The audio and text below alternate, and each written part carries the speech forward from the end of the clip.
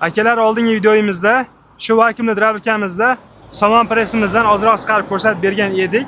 Bu safar xudo xolasa sotali makkamizdan ozroq chiqarib ko'rsatib beramiz. Qani boshladik. Bismillahirrohmanirrohim.